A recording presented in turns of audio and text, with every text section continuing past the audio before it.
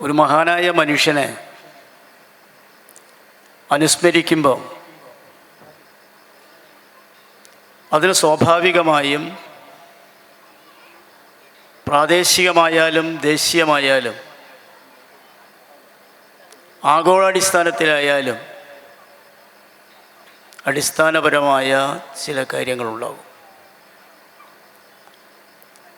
തീർച്ചയായിട്ടും നബി തിരുമേനിയെ സംബന്ധിച്ച് അനുസ്മരിക്കുമ്പോൾ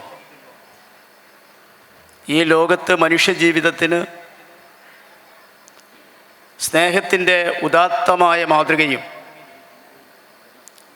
ഒരു പുതിയ വഴിയും വെട്ടിത്തെളിയിച്ച മഹാനായിരുന്നു നബി തിരുമേനി എന്ന് നിങ്ങൾക്കെല്ലാവർക്കും ഓർമ്മയുള്ളതാണ്.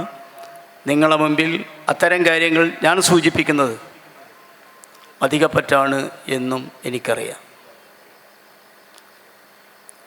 അദ്ദേഹം ഒരു സുവർണ കാലഘട്ടത്തിലൂടെ ജീവിച്ച മനുഷ്യനല്ല.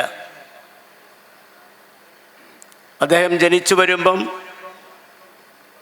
അറേബ്യയിലുണ്ടായിരുന്ന ജനങ്ങൾ എങ്ങനെയായിരുന്നു എന്നും നിങ്ങളെല്ലാവരും മനഃപ്പാഠം തന്നെ ആക്കിയിട്ടുള്ള ആളുകളാണ്. പൂർണ്ണമായും അപരിഷ്കൃതമായ ജീവിതശൈലികൾ തുടർന്നിരുന്ന, ഒരർത്ഥത്തിൽ പറഞ്ഞാൽ കാടന്മാരെ പോലെ പെരുമാറിയിരുന്ന ഒരു മനുഷ്യ സമൂഹം, മദ്യപാനവും ചൂതാട്ടവും വ്യഭിചാരവും പരസ്പരം പോരടിക്കുന്ന സമ്പ്രദായങ്ങളും എല്ലാം ഉണ്ടായിരുന്ന ഒരു മണ്ണിലാണ് അവരെ നേരായ വഴിക്ക് കൊണ്ടുവരുന്നതിനു വേണ്ടി തൻ്റെ യൗവനകാലം തൊട്ട് നബി തിരുമേനി ശ്രമിച്ചു വന്നിട്ടുള്ളത്. അതിൽ അദ്ദേഹം വലിയ വിജയം നേടി എന്നുള്ളതാണ് ഇന്നിപ്പോൾ ലോകത്ത് നോക്കുമ്പോൾ നമുക്ക് കാണാൻ കഴിയുക. ഈ അടുത്ത കാലത്ത് ഒരു പത്ര റിപ്പോർട്ടാണെന്നാണ് എനിക്ക് തോന്നുന്നത് വായിക്കാനിടയായി. 2010 മുതൽ 2020 വരെയുള്ള കാലയളവിൽ 10 വർഷക്കാലത്തിനിടയിൽ ലോകത്തിലെ പ്രധാന മതങ്ങളെ സംബന്ധിച്ചുള്ള ഒരു പഠനമായിരുന്നു അത്.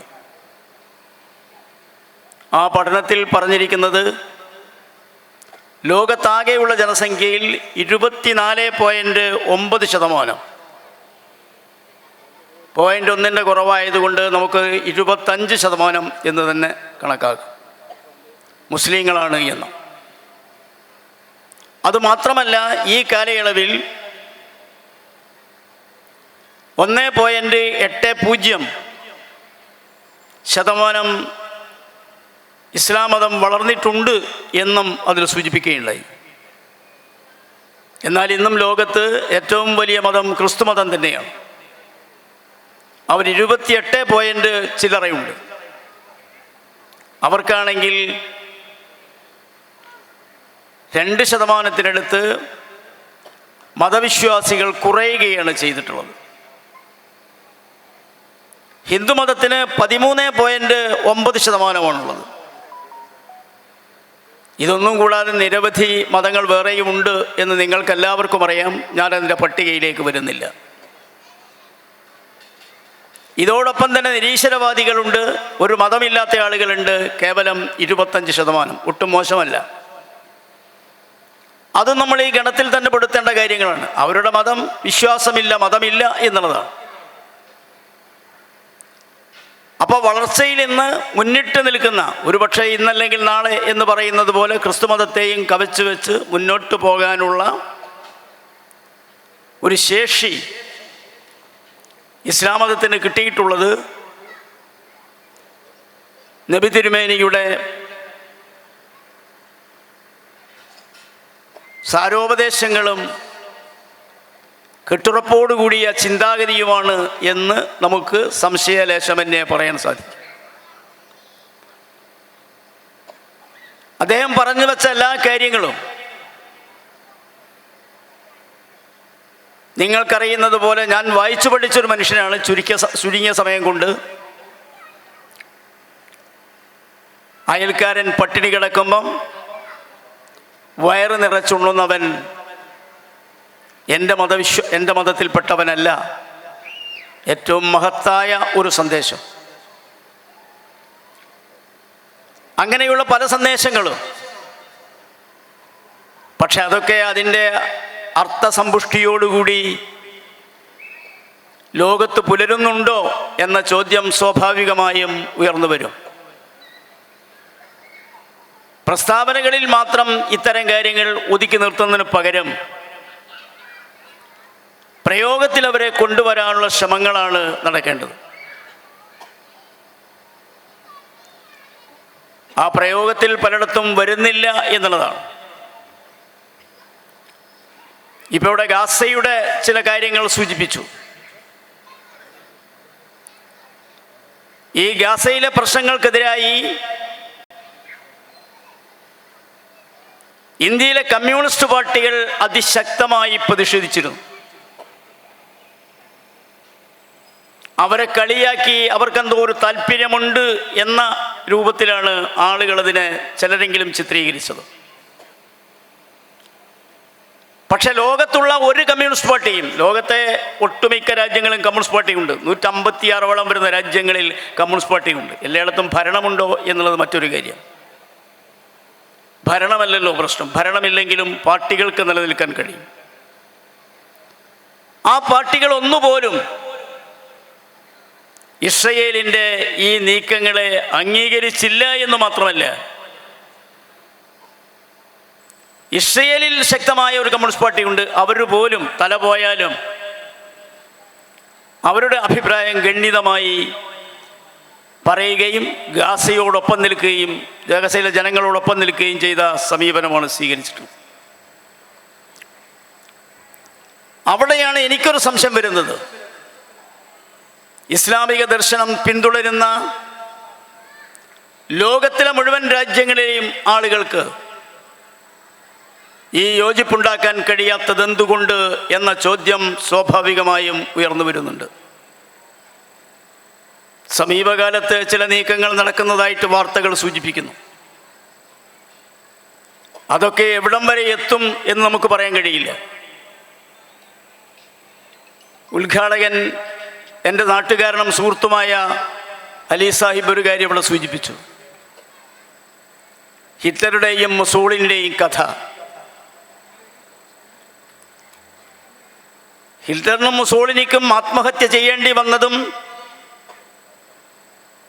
ഭരണം നഷ്ടപ്പെടേണ്ടി വന്നതും രണ്ടാം ലോകമഹായുദ്ധത്തിൽ അവരെ സഖ്യം തന്നെ പരാജയപ്പെടാനും കാരണം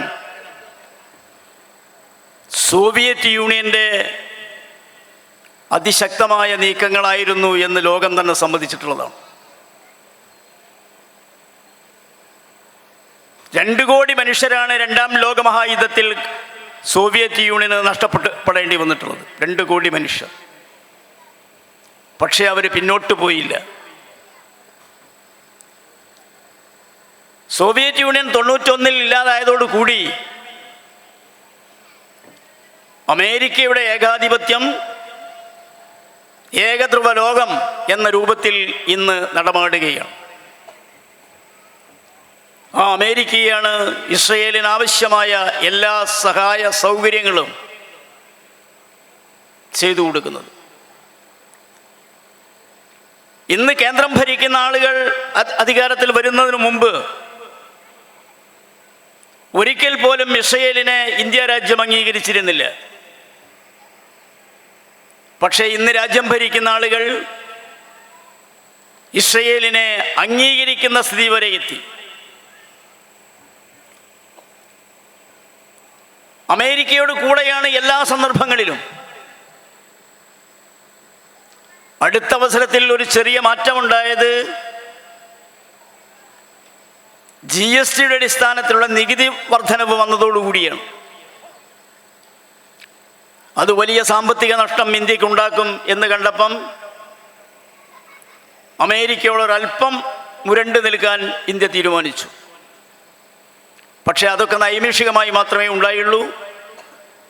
വീണ്ടും നമ്മുടെ പ്രധാനമന്ത്രി പറഞ്ഞത് ഞങ്ങൾ എന്നോ സുഹൃത്തുക്കളാണ് എന്ന രൂപത്തിലാണ്. അങ്ങനെ അവർക്ക് പോകാൻ കഴിയൂ എന്ന് നമുക്കറിയാം. അതുകൊണ്ട് ഈ സന്ദർഭത്തിൽ എനിക്ക് സൂചിപ്പിക്കാനുള്ളൊരു കാര്യം, ഉദാത്തമായ മനുഷ്യ സ്നേഹത്തിൻ്റെ കൊടിക്കൂറ ഉയർത്തിപ്പിടിച്ചുകൊണ്ട് ഈ വംശഹത്യക്കെതിരായ പോരാട്ടം ശക്തിപ്പെടുത്താൻ നബി തിരുമേനിയുടെ കാലത്ത് അധാർമികതക്കെതിരായി 2-3 യുദ്ധങ്ങൾ തന്നെ നടന്നിട്ടുണ്ട്. തീർച്ചയായിട്ടും ആ പാരമ്പര്യം സ്വീകരിച്ച് മുന്നോട്ട് വരാൻ ഇത്തരം ദിനാചരണങ്ങളും ആഘോഷങ്ങളും ഉപകരിക്കട്ടെ എന്ന് മാത്രം സൂചിപ്പിക്കുന്നു. ഞാൻ അവസാനിപ്പിക്കുകയാണ്. എന്നെ ഈ ചടങ്ങിന് ക്ഷണിച്ച ഇതിൻ്റെ സംഘാടകരെ അഭിവാദ്യം ചെയ്തുകൊണ്ട് ഞാൻ അവസാനിപ്പിക്കുന്നു. നിങ്ങൾക്ക് നന്ദി, നമസ്കാരം.